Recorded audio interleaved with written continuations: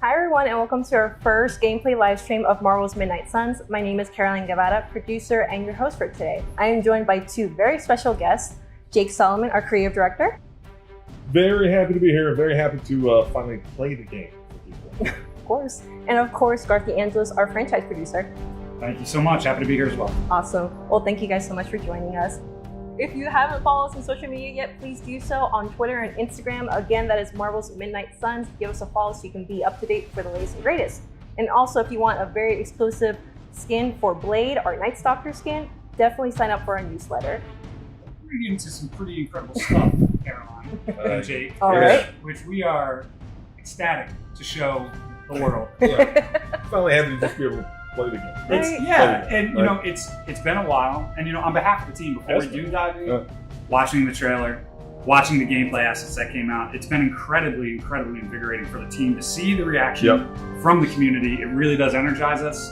We are going to be finishing the game and seeing your guys' love and excitement for what's to come.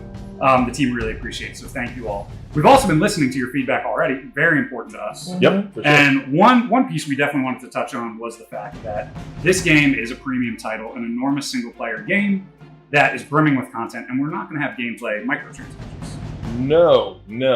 I understand why people would think that, but no. Every ability that your heroes can have, they're in the game. You only earn them by playing with the heroes you love. There are no gameplay microtransactions. So put that to rest. Let's just play the game.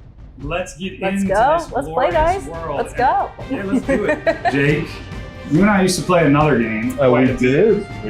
We're not quite in Kansas anymore, are we? This looks, No. This looks a little bit different. So you're in control of the Hunter, moving her in real time there.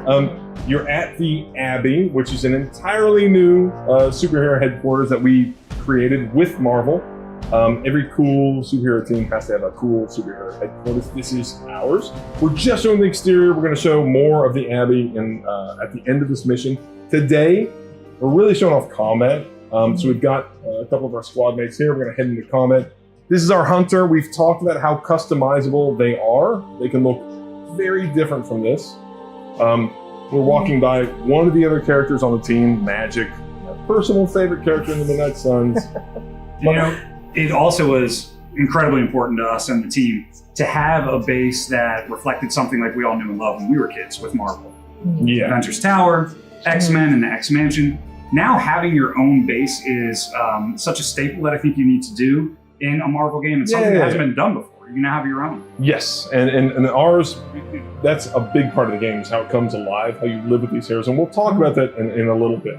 And so now what we've done is crossed over into this sort of interdimensional space we call Limbo. So Magic opens portals, you walk through Limbo, and you get to your next mission. And that's kind of one of her powers, and she can display this stuff in combat as well. Awesome. So we're going to just dive right into combat then? Yes. All right, We're let's gonna do play it. some combat. We are going to play some combat. And again, we are a tactics team through and through. I'm so proud of the designers we have here and the folks that work with Jake and the creative systems designers, but we've made something that you have not quite seen before when it comes to a tactics game.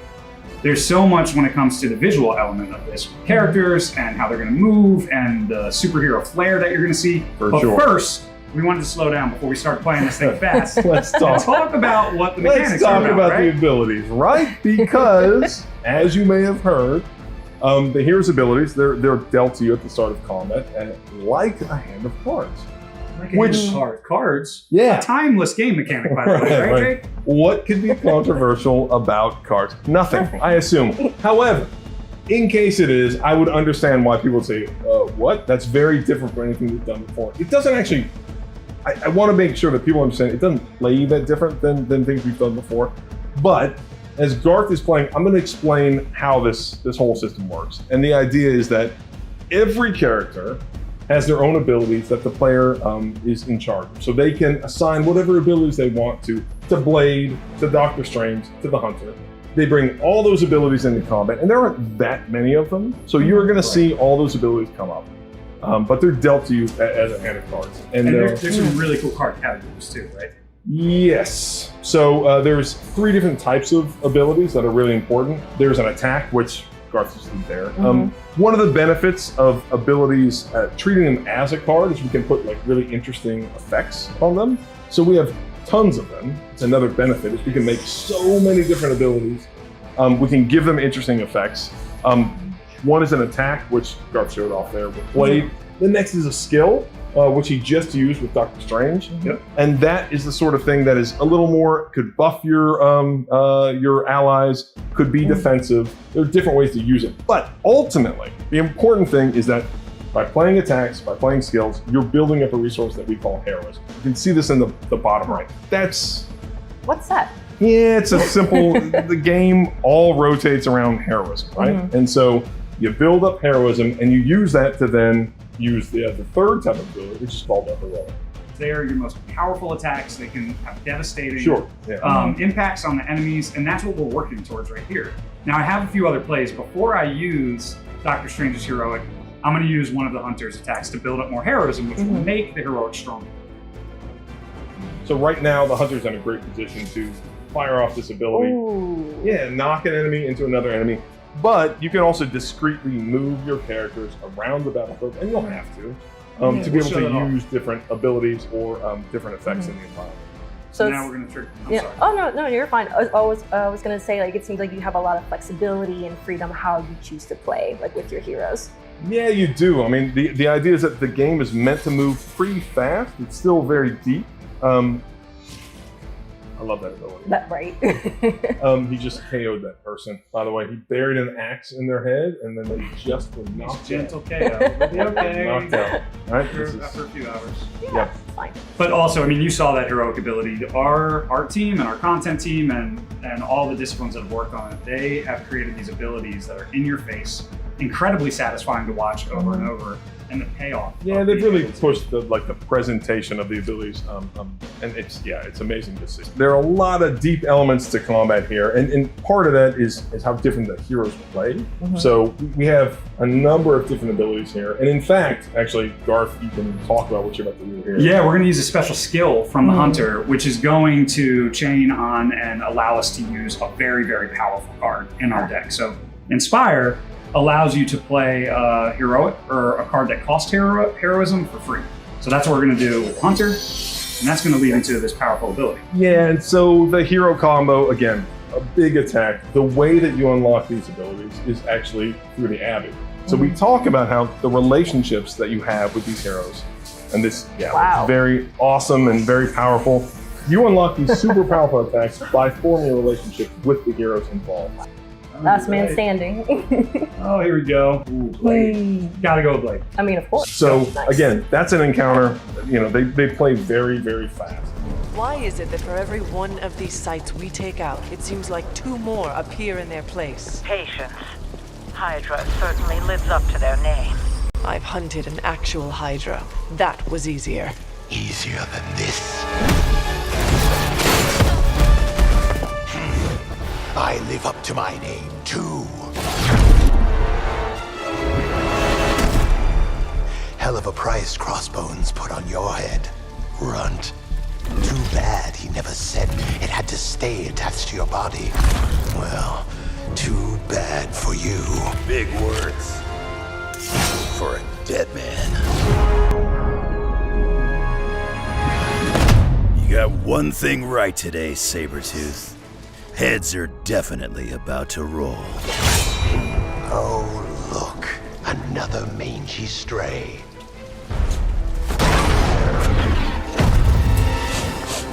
You smell wrong. Compared to him? Good point.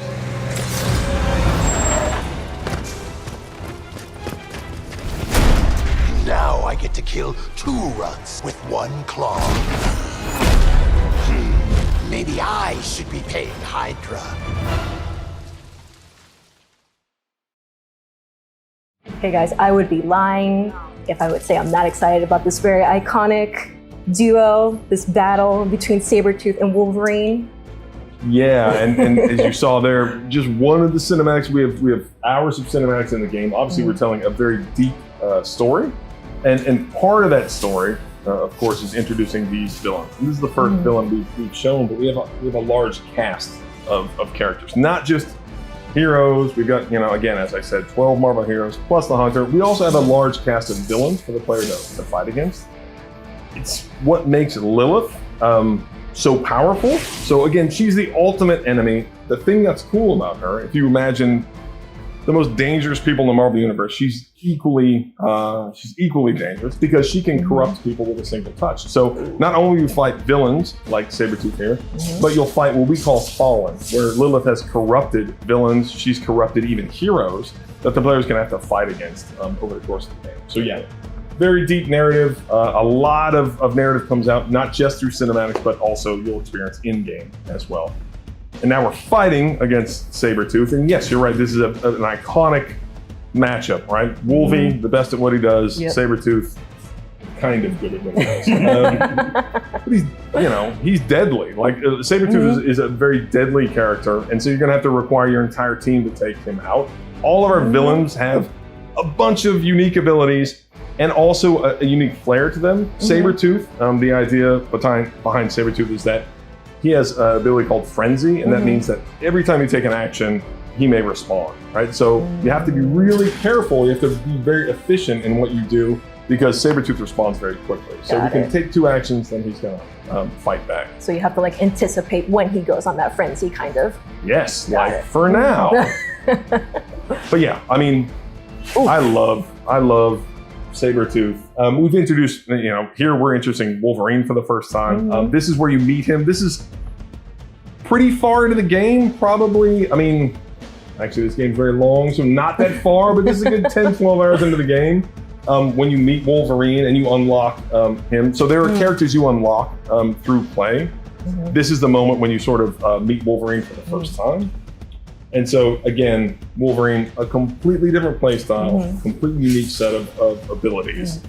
Can you go into his abilities a little bit more? Like, what makes him so unique and different from the other characters? Yeah, so if you think about Wolverine, he's very savage. He has the ability to attack multiple targets. So he has what we call chain. He has a lot of ability that chain to multiple targets. And at the same time, he can taunt enemies. And that means that he can draw their fire. When he attacks them, then enemies target Wolverine after that. And that's great because Wolverine has the ability to regenerate health. He's very low on health here. Garth, you doing okay, bud? Let's use a little berserk. I'm gonna get some life steal on there if you want to mention that. Well, that's fine. I believe in you, Garth. Like, you can do this. As you can see, Sabretooth, huge health bar. Heavy hitter. Heavy hitter. Definitely a heavy hitter. And so that's good. Wolverine has got some life steal going on and sent that guy to the moon. But yeah, this is the problem with Sabretooth, right? Is that he just doesn't stop. And this matches how he is in the comics as well. Like, Sabretooth doesn't stop, Yep. So you have to always kind of be on your toes here. All right. What are we doing, Garth? Like, We got him. Okay. All right. Okay. I'm actually going to You're going to position yourself, use the environment. Okay. Right. One thing that's worth pointing out is that as you move, you can continue to move until you use an ability, right? And so you can position yourself just perfectly. Until you use an ability, you can continue to move around the map. And the movement balance is one of my favorite parts as movement. If you play tactics, you know how critical it is. But it's this wonderful balance of you can choose to play more methodically and find that single precise movement position to take advantage of the enemies, but it's not every single turn, every single action you make that decision. Can't heal. Have to keep going.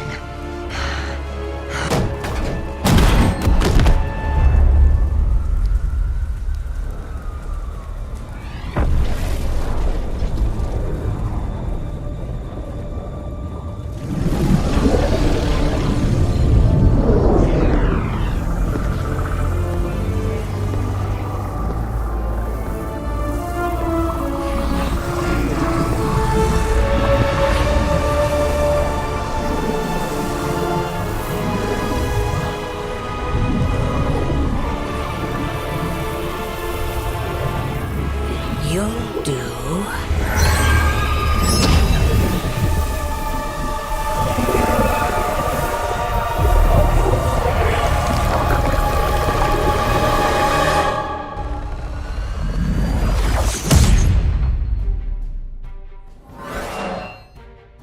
right, so we saw a lot of good gameplay, a lot of good ability. It's just like amazing, amazing gameplay, of course. But this isn't just it, right, Garth? There's still a whole nother section to it. There's a whole other section. It is enormous. It is incredibly exciting. Again, we love tactics games, and changing what we did with the tactics design there wasn't enough. We wanted a whole other half of the game that was the RPG part of the tactics RPG. So we're going back to the Abbey now, and we're going to show you guys a little bit of a gameplay tease with what you can do within the Abbey. And we're going to start in the Hunter's Quarters. All right, let's do it. You can do an enormous amount. Obviously, after a hard day's work, you want to go back to your place of refuge. Right, you're wearing casual clothes, right?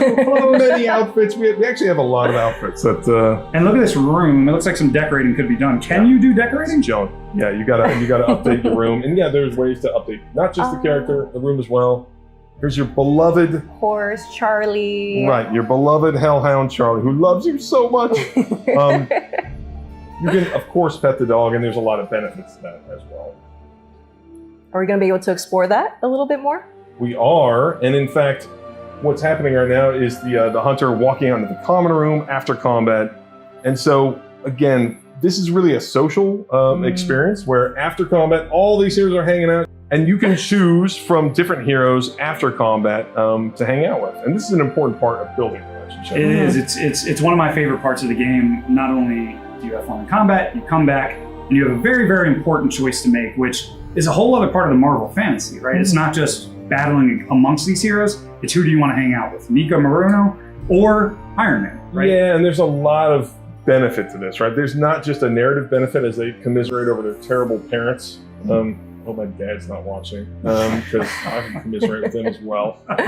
But yeah, then in addition to hanging out with heroes, you obviously get to have a deeper experience talking to different characters around the Abbey. We're kind of alluding here, like your dialogue choices can affect the Hunter's balance as well. I mean, it's an RPG. There's branching dialogue choices here. Right. You mentioned the light-dark balance. The role-playing portion of how you want to craft your Hunter and their personality is incredibly compelling. And you'll be able to do that in spades in the Abbey. Uh-oh, what are we doing here, Caroline? You love the dog? I do. Can you walk your dog? I mean, it looks like it. The dog can walk with you. The dog's walking, leading me somewhere special. Jay, where are we going? So, this is just one of the many things that happens on the Abbey grounds. So the Abbey grounds are very extensive, which you can explore, and you should. And this is a lot of really interesting optional content that the player can come out here, explore the grounds, uncover a lot more narrative, a lot more gameplay. And so, again, we wanted this to feel like a living space. And so it's not just the interior of the Abbey, it's the exterior grounds as well that feel, appropriately supernatural based on our again, you think of the world of Marvel, it's not enough to just have a series of menus in between missions or a base that doesn't have a lot of content and substance to it. And the grounds really act as that, since they're overloaded with secrets and mysteries and deep, deep lore to learn more, even in other corners of Marvel that you may be surprised about, the background of the Hunter and Caretaker and other characters. Right. And there's so much more that we would love to show Let's you. Keep going. Can we keep going? And we will. There's so much more to show you. Soon. And we will very soon. All right. All right, well, there you have it, guys. We have a little bit of gameplay, a little bit of Abbey, a lot of combat that's coming up as well. What's coming up, guys, in October, coming months? A lot. So we want to dive deep on some of the characters, like start to show more about these characters, and then show more gameplay. We just hinted at it with the combat and the Abbey, so we want to show more of that in the coming months. Awesome. Well, I'm pretty sure everyone's looking forward to it. Thank you so much, guys, both Jake and Garth, for joining us today and showing our fans, of course, like Marvel's Midnight Suns. Yes, we are very happy to finally be putting the game.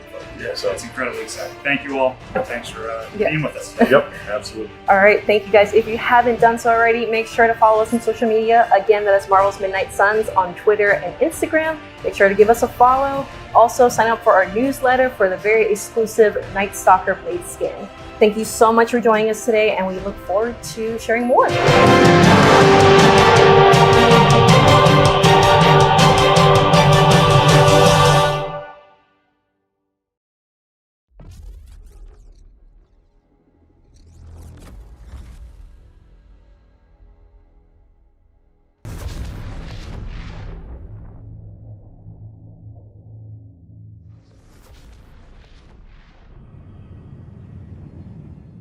band.